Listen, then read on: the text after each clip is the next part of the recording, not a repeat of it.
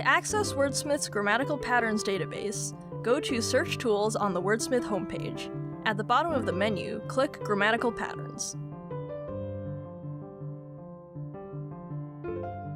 To view example words used with specific grammatical patterns, click on the links within the Grammatical Patterns list.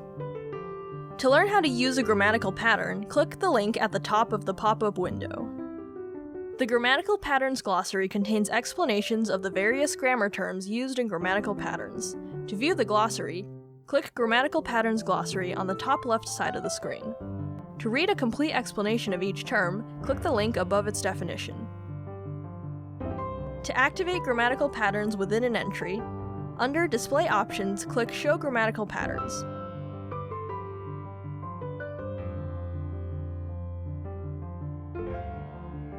To learn more about a grammatical pattern within an entry, click the bracketed pattern name next to an example sentence. To learn more about the parts of speech used in grammatical patterns, click any of the underlined terms beneath the introductory example sentence. To view the full list of grammatical patterns from an example window, scroll down to the bottom of the pop-up window and click Glossary List.